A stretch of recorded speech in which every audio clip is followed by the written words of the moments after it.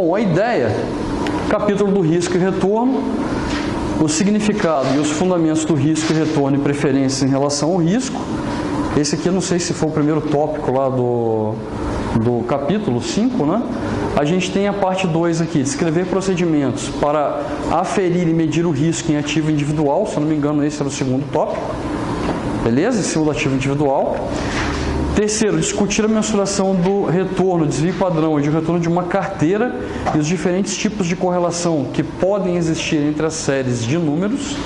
Então, a gente está falando aqui um ativo individual, depois a gente está falando do risco da carteira, né? Compreender as características de risco e retorno de uma carteira em termos de correlação, diversificação, bem como impacto de ativos internacionais sobre ela. Esse aqui é aquele tópico que a gente está falando de carteira em que ele dividiu em dois, que eu dividi com vocês em dois componentes para fazer o resumo, né? Esses dois aqui é a parte da carteira, esse aqui é o primeiro tópico mesmo do capítulo, e esse é o segundo de um ativo individual, para a gente fazer a relação dos riscos, né? E aí depois, rever os dois tipos de risco, o desenvolvimento e o papel do beta da mensuração do risco relevante, tanto de um ativo individual como de uma carteira. Se eu não me engano, essa aqui é a parte do CAPM, né? Um modelo de precificação de valores de ações, que a gente chama de CAPM, e aí a descrição dele, e logo depois a gente vai voltar para um capítulo que a gente vai falar sobre custo de capital, e aí a gente vai entrar no modelo CAPM também lá dentro sobre custo de capital, já fazendo o cálculo, né, dos retornos em cima disso. Ok? Basicamente, né, o beta e o modelo, ó, que a gente entra com a curva SML, né, que é a curva de mensuração lá de mercado, avaliação de mercado e o deslocamento da curva. Ok? Fundamentos de risco, né? Basicamente o que a gente tem na parte 1, no capítulo 1, os fundamentos do risco, e aí o entendimento com relação ao risco. O que é risco? Para que o risco serve? Quais são os perfis, né, dos investidores com relação ao risco? Então esses são alguns temas abordados naquela parte 1 do tópico, né? Primeira coisa, risco. O risco na administração financeira e na finanças nada mais é do que a chance de perda, né? Então sempre que você tem a possibilidade de perda, né, ou a chance de perder dinheiro, então a gente está falando que isso é risco, ok? Então o risco não é o maior retorno do investimento, o risco não é ganhar mais, eu me arrisco para ganhar mais. Se arriscar é a chance de perder. Risco de vida é a chance de você perder a sua vida. Ok? Então, no investimento, nada mais é justo do que você perder o seu dinheiro. Então, essa é a relação de risco para a gente, né? Então, nas finanças, risco, possibilidade de perda. Sempre que a gente vai investir em algo, né, em que a gente tem uma relação de risco e retorno, a gente pesa exatamente a situação de qual é a possibilidade de perda que eu tenho, né, com relação a esse investimento. E aí, pensando, né, com relação ao perfil, a gente vai trabalhar os 3 perfis possíveis, né, com relação ao risco. Normalmente, essa é uma padronização. E naturalmente, quando você vai para um banco, uma instituição financeira, né, ou uma corretora, né, uma agência também de investimento, a primeira coisa que eles fazem é o seguinte: a gente vai traçar o perfil, né, do cliente. Esse traçar o perfil do cliente é exatamente a gente avaliar, né, qual é a possibilidade ou a aceitação com relação ao risco que esse cliente tem. Ok? Então, é natural que você preencha um formulário. Obviamente, quando você vai no banco, você tem lá uma série de cadastros, documentos de adesão, termos, né, contratos que você assina para poder virar um cliente de uma agência. Mas quando você vai numa corretora, a primeira coisa que é cobrada, inclusive pela CVM, que regulamenta o mercado de capitais, é que o cliente ele preencha um perfil de investimento. E é através desse perfil de investimento é que a agência ou as instituições de investimento elas vão fazer o perfil de produtos que podem ser oferecidos para esse cliente, né, de acordo com o perfil.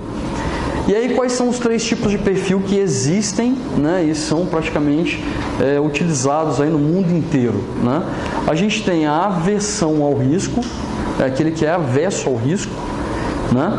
A gente tem aquele que é indiferente ao risco, que a gente fala que é um investidor moderado, né? Lembrando que o avesso é o conservador na nossa linguagem, né? O moderado, né? Ele é indiferente ao risco, né? E a gente tem o investidor que ele é arrojado, né? Ou ele é um investidor que ele aceita o risco, que ele se submete ao risco, né? Que é o investidor arrojado. Então, o conservador, o moderado e o arrojado são os 3 perfis, né? Qual a caracterização de cada um desses perfis, né? O avesso ao risco é aquele que, em hipótese alguma, ele vai deixar de ter o retorno que ele espera. Então, ele espera ter um retorno com relação ao investimento que ele está fazendo no produto, ou numa carteira de produtos. Aí ele fala o seguinte: se eu for baixar o meu retorno ou aumentar o meu retorno, mas isso leva em consideração o aumento ou o ganho do risco, então eu deixo de fazer essa aplicação, esse investimento, ou eu saio e busco algo que seja mais seguro, vamos colocar assim, né? Onde a minha possibilidade de perda ela seja extremamente reduzida. Esse é o avesso. Quais são os produtos que naturalmente essa pessoa que é avessa ao risco ela consome no mercado financeiro? Normalmente são os produtos de renda fixa, né? Por que produtos de renda fixa? Porque são produtos onde ele faz o investimento do capital e ele não tem o risco de perder o principal. Quer dizer, ele investe R$1.000 e aí qual o risco dele? Não ganhar nada e no final ele continuar com os R$1.000. Então esse é o risco maior que ele tem, e de não perder o principal, quer dizer, o valor em cima dos R$1.000. O indiferente ao risco. O indiferente ao risco, ele quer, na verdade, manter o retorno dele. Então, se eu tenho um retorno, por exemplo, de 10% sobre o investimento, a ideia é manter o retorno sobre 10% sobre o investimento. Indiferente se vai ficar mais arriscado ou não. Ok que eu estou falando? Quer dizer, eu posso aumentar minha probabilidade de perda, mas eu vou ter os meus 10%? Vou. Então, eu fico naquele investimento. Ah, vai reduzir a probabilidade de perda. Você pode ir para um investimento que seja um pouco mais arriscado ou no mesmo nível de risco que você estava, que vai te dar maior rentabilidade. Ele não. Né? Reduzir o risco, beleza, eu continuo ganhando os meus 10% em cima do investimento, então eu vou manter o meu investimento. Então, quer dizer, esse é o indiferente. O que importa para ele não é o risco que ele está correndo com relação ao investimento que ele está fazendo. O que ele está levando em consideração ali é a manutenção da rentabilidade que ele tem. Beleza ou não? Então ele vai manter a rentabilidade, a preocupação dele é essa. E o arrojado? O arrojado, ele quer ganhar sempre mais. Ele busca, na verdade, a maior probabilidade de ganho. E aí, na relação risco e retorno que a gente tem, né, teoricamente falando, porque a gente não pode falar que todos os produtos são assim, todos os mercados trabalham dessa forma, a gente costuma usar aquele jargão que quanto maior o risco, maior é o retorno. Quer dizer, para eu arriscar mais o meu dinheiro, eu espero em contrapartida uma rentabilidade maior. Ok aqui? E aí, esse que é arrojado, ele vai aonde é mais arriscado. Mesmo que o retorno seja menor, ele se arrisca mais para conseguir um retorno maior. Então é isso que ele está dizendo. Por exemplo, esse investidor, ele entra no mercado de ações, no mercado de opções, entra no derivativo, ele faz aplicações que são altamente voláteis e sensíveis, tanto a notícias quanto a acontecimentos reais dentro das empresas. Ah, como assim, professor? Saiu uma notícia, por exemplo, que a taxa de juros ela vai reduzir. Taxa de juros reduzida significa dizer renda fixa com menor remuneração. E aí, quem busca maior remuneração vai para o mercado de capitais. Aí há uma demanda maior para produtos no mercado de capitais. Onde há demanda maior, o que acontece com quem vende? Cobra mais caro. Então, o preço da ação, normalmente, ele começa a subir. E aí, ele vai atrás desse mercado para ganhar mais assim. Isso foi uma notícia. Né? Ah, está investindo na Petrobras, e aí furaram um outro poço, levaram uma outra plataforma e descobriram uma reserva muito maior de petróleo do que já tinha. O que vai acontecer com o preço da ação da Petrobras? Ela vai subir. Então esse cara está indo atrás de notícias e fatos relevantes com relação à empresa. Então tanto as notícias quanto os fatos relevantes é o que importa para aquela empresa ou para aquele mercado e que interfere na rentabilidade do ativo. Então aquele que é agressivo, ele vai atrás disso. Né? Esse cara trabalha com especulação também? Trabalha muito com especulação. Ele é um excelente especulador. Né? Porque o risco da especulação é dar certo e não dar certo. A especulação é um fato que pode ou não acontecer. E aí ele investe no fato acontecendo ou não acontecendo. Ele pode ganhar das duas formas, depende da posição que ele vai assumir ali o risco dele. Então ele pode assumir um risco onde ele ganha no mercado caindo ou pode assumir um risco no mercado subindo. Né? Então ele pode ganhar em qualquer uma delas, mas a escolha dele é de acordo com a pressuposição que ele está fazendo com relação ao retorno. Beleza? Então o arrojado é isso, ele se arrisca mais. O retorno para ele não é o principal. O principal para ele é o seguinte, é ter a evidência de que ele se arriscando mais, o retorno vai ser maior. Nem sempre o retorno é maior. E aí qual é a diferença do agressivo?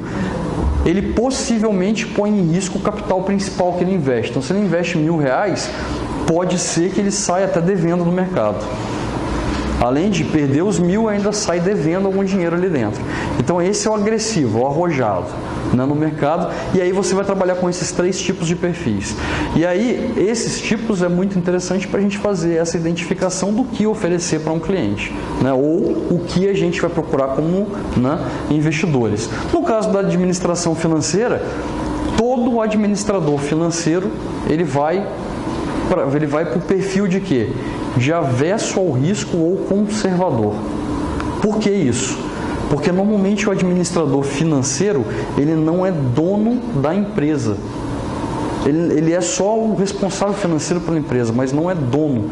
Então todas as possibilidades de investimento que ele vai buscar no mercado, ele vai buscar essas oportunidades com menos risco possível. Por quê? Porque ele não pode botar um capital que não é dele em risco.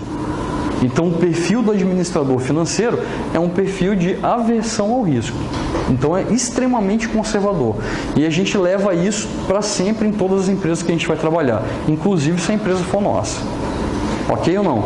A gente não vai jogar tudo para o alto numa aplicação, num investimento. Então, a gente é extremamente conservador com relação àquilo que a gente faz.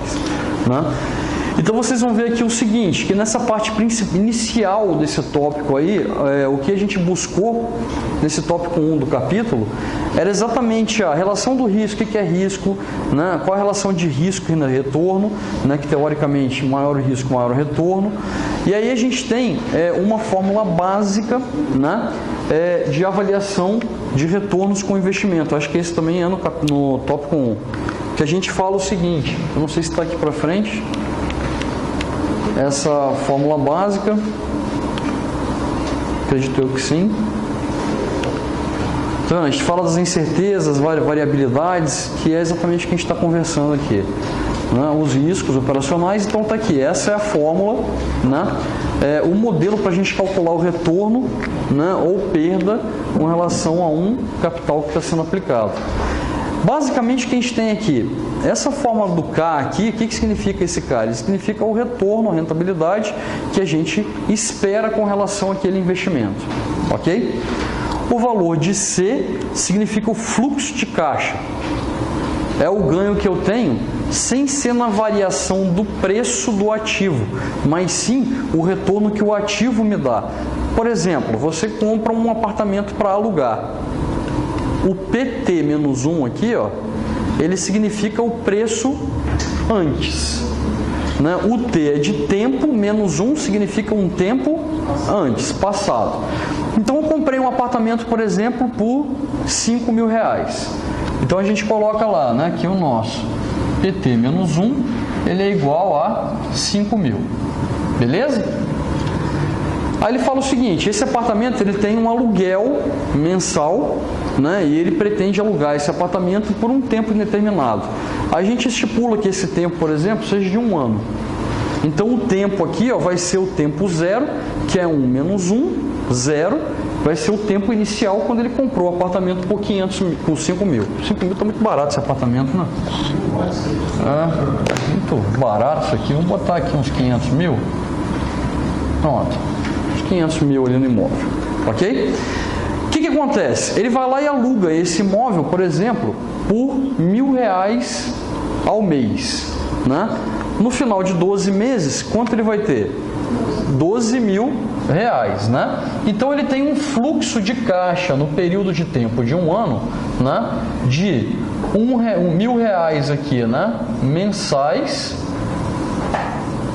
multiplicado por 12 para a gente achar isso aqui ao ano, período de um ano, 12.000, beleza? Chega no final desse ano, o apartamento é tão bom que o inquilino vira para ele e fala o seguinte: posso comprar o apartamento de você? Aí o cara fala assim: pô, não estou querendo vender esse apartamento e tal, eu pago 650 mil nesse apartamento. Aí vai, pô, né, eu não queria, né? Mas faloei, vou vendê-lo. Aí ele vai lá e vende esse apartamento por 650 mil, ok? É o valor de venda do imóvel. Aí ele pergunta o seguinte: qual foi o retorno que ele teve com esse imóvel desde quando ele comprou até quando ele vendeu? É isso que ele quer saber. Qual o retorno que ele obteve? E aí você vai colocar nessa fórmula aqui exatamente, que é a fórmula básica do retorno, né? Ou seja, executando a fórmula aqui, a gente tem aqui, ó, que o retorno para o tempo esperado de um ano, no nosso caso, ele vai ser igual ao quê? Ó, o fluxo de caixa que ele recebeu sobre o investimento no período de 12 meses, né? Mais o quê? O preço de venda desse imóvel. E aí o que ele vai tirar desse ganho? O valor que ele investiu, o investimento inicial, 500 mil. E ele vai dividir isso aqui sobre o investimento inicial, porque eu quero saber aqui, ó, o ganho que eu obtive em cima do valor que inicialmente eu investi. Ok ou não? A gente vai ter o ganho obtido em cima do valor inicialmente investido, né? Isso aqui vai dar o quê? A gente tem aqui, né? 150 com 12, 162 dividido por 500. Que isso aqui foi o que ele obteve aqui de retorno. Obviamente, o resultado disso aqui vai ser em número índice, né? Ele não vai me dar isso aqui em porcentagem. E aí a gente executando essa operação, né? 162 dividido por 500, a gente vai ter 0,324, que multiplicado por 100 resultará em 34,40 ou 32,4, desculpa, né? % de retorno nesse período de um ano. Ok ali? Então, esse é o retorno que ele obteve sobre o investimento. Essa aqui é uma fórmula básica de cálculo de retorno, né? E a gente usa ela exatamente para medir quanto a gente ganha com relação, né, a esse resultado. E usando o HP12C, você poderia bater apenas 500, Enter, né? 662, delta por cento. Né? Fazendo isso na sua HP, ele vai achar exatamente a variação percentual de 500 para 662, com os 12, beleza? Que é o que ele fez de resultado final. Aí a diferença dos 500 para 662, aí é o que ele ganha no final. Isso é um retorno de um imóvel. Se fosse o automóvel, você tem um procedimento? Um automóvel no mesmo procedimento, mas lembrando que o automóvel provavelmente você não teria fluxo de caixa. Provavelmente o automóvel você não tem fluxo de caixa, a não ser que seja um automóvel comercial. Se for assim, eu compro um caminhão para fazer frete. Isso. Um caminhão para fazer frete. Quanto que você tirou de frete ou quanto você vendeu o caminhão no final? Agora tem relações, pessoal, em que o valor investido inicialmente ela é maior do que o valor recuperado no final. Como assim? Né? Igual ele está falando, um imóvel, um caminhão. Eu comprei um caminhão por 300 mil reais. E na hora de vender, eu vendi esse caminhão por R$200 mil. Quer dizer, eu estou vendendo ele R$100 mil mais barato. O que vai fazer esse retorno ser positivo? O fluxo de caixa dele aqui dos recebimentos, eles superarem os 100 mil que ele teve de perda com relação ao caminhão. O que acontece? Não é? Porque às vezes depois de 5 anos o caminhão deve ser muito rápido. Muito rápido. Tem que acabar vendendo ele. Essa moto pudesse ser usada. Isso. Agora você tem que levar em consideração que aqui no fluxo de caixa também você pode colocar valores negativos. Sim. Se você tiver, por exemplo, prejuízos, eu comprei um imóvel, não consegui alugar no período de 1 ano. Eu tive que pagar condomínio, esse fluxo de caixa ele é negativo. Aí deu uma infiltração na parede, tive que pagar manutenção, você vai colocar aqui no fluxo de caixa negativo. Né? E no final eu acabei vendendo ele por 450, o que eu comprei por 500. Quer dizer, eu tive que pagar todos os aluguéis, né? Tive que pagar a manutenção dele e ainda vendi por 50 mil mais barato. Essa rentabilidade, esse retorno, na verdade, vai ser um retorno negativo. Né? Pode acontecer? Pode acontecer. E está passível para qualquer negócio isso acontecer. É uma variável, uma forma de calcular bem simplória, né? Para a gente calcular o retorno, mas basicamente a gente calcula o retorno assim. Ok? Aí, quando você começa a calcular o retorno de algum negócio ou de algum produto, você calcula ele no básico. E depois você vai fazendo o quê? A variação desse retorno com relação ao passar do tempo. Quais foram as melhorias ou, né, os problemas que aconteceram com relação àquele investimento que impactaram o retorno. E a gente vai calcular, né, as probabilidades de retorno nos cenários na frente para um ativo individual. Mas, basicamente, o início é aqui. Beleza? Aí vocês estão vendo aqui o seguinte, ele está demonstrando aqui os perfis, está vendo o avesso indiferente e propenso, que é o arrojado, né? Ele mostra aqui uma relação de risco e retorno com relação a eles, está vendo? Com o passar do tempo.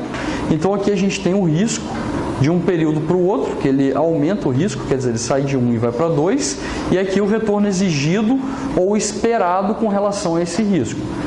Se for um cara que é propenso ao risco, o que vai acontecer?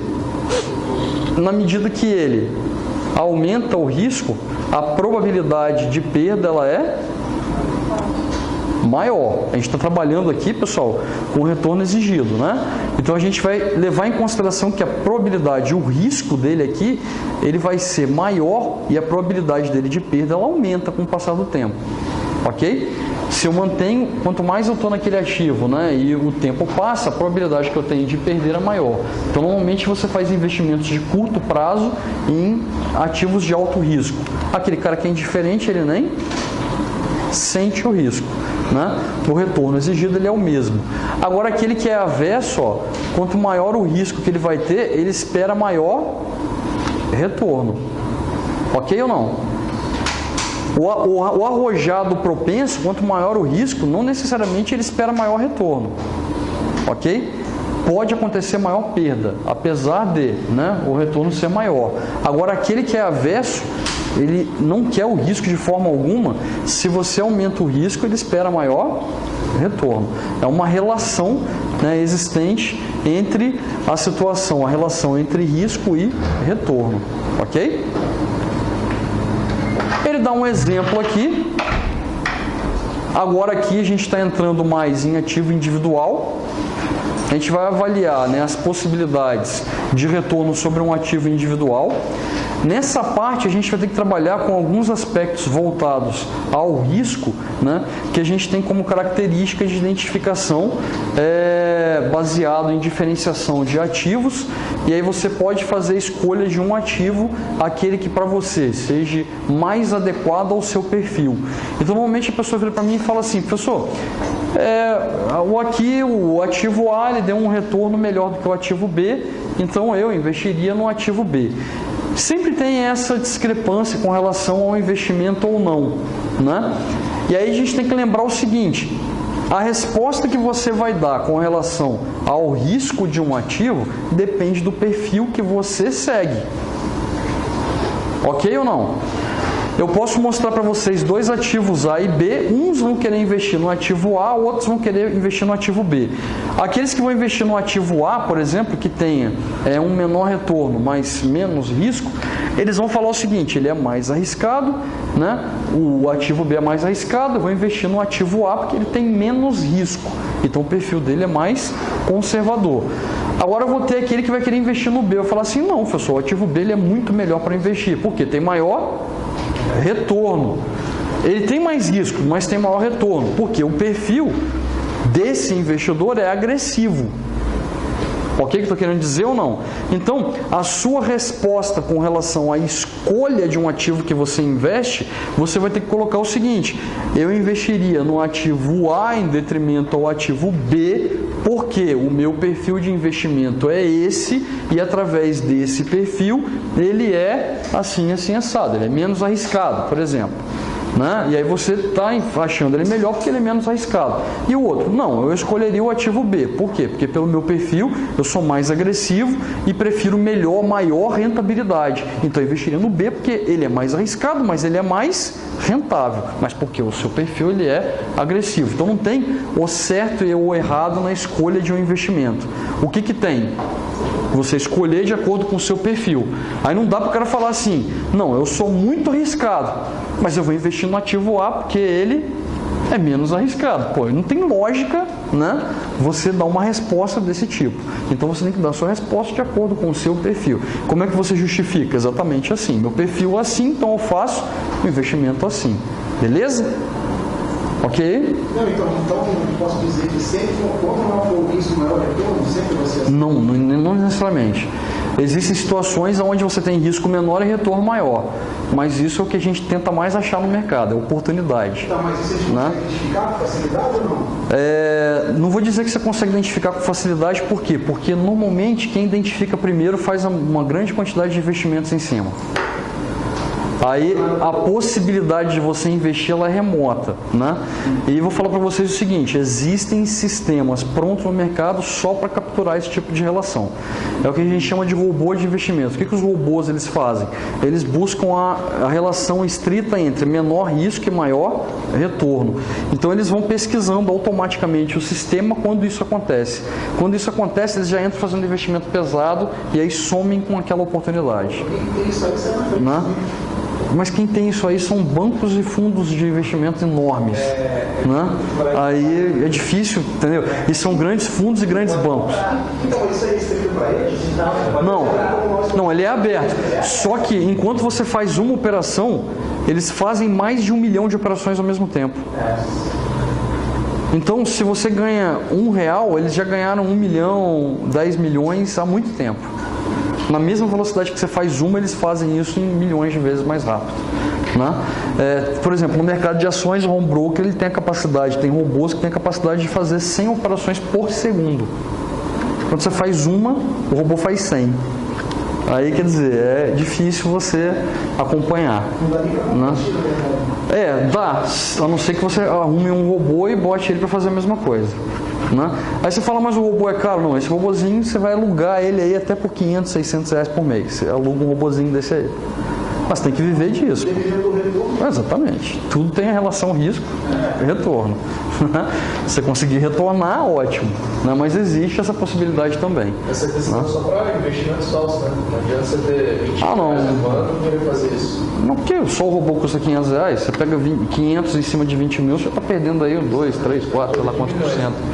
Tem que ser, né, retornos aí propensos ao seu investimento inicial. Né? Você só faz isso quando você vai investir bastante. Senão não vale a pena.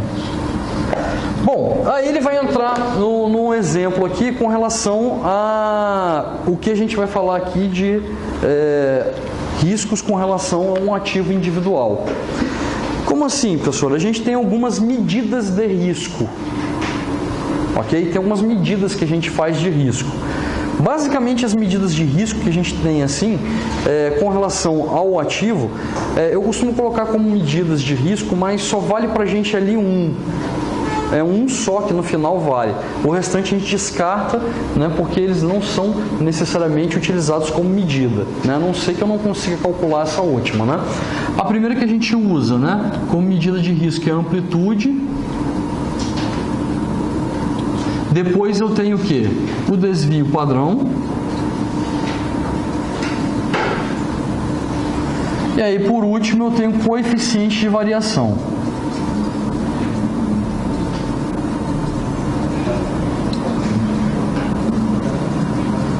Essas aqui são as funções, as fórmulas que a gente vai utilizar para medir o risco, né? Então, eu preciso calcular pelo menos o desvio padrão e o retorno médio do ativo para a gente conseguir achar o coeficiente de variação. O que a gente mais usa como medida de risco em comparação de um ativo para o outro é o coeficiente de variação. Beleza? O restante eu descarto. O desvio padrão e amplitude, eles não são medidas de risco, né, muito utilizadas e exatas com relação àquilo que eu preciso para medir. Apenas o coeficiente de variação. Aí você vai me perguntar por que o coeficiente de variação é e o desvio padrão não. Né? Porque o desvio padrão ele é uma dispersão sobre uma média. Ok? O que eu quero dizer isso? Você tem um gráfico, nesse gráfico você tem aqui vários resultados, retornos, que eles se dispersam, né, em torno dessa linha média. Então a gente chama isso aqui de uma linha de tendência, onde eu tenho vários retornos, e aí eu faço o quê? Eu faço a linha de tendência baseado nessa dispersão. E aí o que é o desvio padrão? Ele é a maior variação do retorno abaixo da linha pela maior variação do retorno acima da linha. Ok? Então ele vai pegar o ponto que está mais alto da linha e o ponto que está mais abaixo. E aí ele vai fazer a média com relação à dispersão e vai calcular, né, qual é a probabilidade para baixo e para cima, né, que eu vou ter de retorno sobre o retorno médio esperado. Ok? Esse é o desvio padrão. Não, esse é o desvio padrão. Né? Assim eu calculo aqui o desvio padrão. Ok? Agora, qual é a situação que eu tenho? Para calcular o desvio padrão, vocês olharam que eu preciso do retorno médio. Então, o retorno médio é uma métrica que a gente vai utilizar também, uma fórmula de retorno, e esse retorno médio é o que eu espero com relação ao retorno probabilístico ou o retorno populacional. Então, eu posso achar o retorno médio, né, de duas formas, né, que o meu desvio padrão ele vai me dar o retorno médio assim. Eu tenho o desvio padrão, que ele pode ser probabilístico sobre o retorno probabilístico, ou ele vai ser um desvio padrão populacional sobre a população do dado que eu vou pegar. Ok? Probabilidade, pessoal, é um fato, a probabilidade de um fato acontecer, ou seja, ele pode ser tantos por cento para mais ou para menos e tantos por cento provável, ok? O populacional não, eu falo, no período tal era tanto, no período tal era tanto, no período tal era tanto, no período tal era tanto. Aí eu calculo o retorno médio em cima do fato já acontecido. Então ele não é uma tendência, ele é um fato concreto já, né, esperado. E aí eu faço o retorno médio dessas duas formas e tiro o desvio padrão, a dispersão em torno da média assim. Por que o coeficiente de variação para mim é mais interessante? Porque no coeficiente de variação eu vou calcular exatamente o meu desvio padrão sobre o meu retorno médio. Ok ou não? Eu vou pegar o cálculo da dispersão sobre a média e vou dividir o cálculo da dispersão pela média. Aí eu vou achar o coeficiente de variação. Aí você fala, por que ele é mais confiável do que o desvio padrão? Né? Porque a relação, né, custo-benefício, ou retorno e benefício, ou na verdade risco e retorno, né, ela está mais evidenciada aqui no coeficiente de variação. Como assim, professor? O que é o desvio padrão para mim? Ele é uma medida de risco. E o que é o retorno médio? Ele é o retorno. Então, o que eu estou fazendo nessa fórmula aqui? Eu estou fazendo o risco pelo retorno. Beleza ou não? Aqui ele está me dando a avaliação, né, em cima do risco pelo retorno, que é o que a gente está discutindo exatamente nesse tópico. Qual a relação risco e retorno que eu tenho sobre esse investimento? Quem vai me dar essa relação é o coeficiente de variação. Então, por isso que o desvio padrão ele não me dá e o retorno só por si ele não me dá. Então, eu preciso do coeficiente de variação para ele me dar a relação daquele ativo que tem maior, né? Maior custo-benefício na relação risco e retorno. Ou seja, aquele ativo que me der o menor coeficiente de variação significa dizer que ele tem menos risco e mais retorno esperado. Ele vai puxar exatamente aquele que me dá maior, né,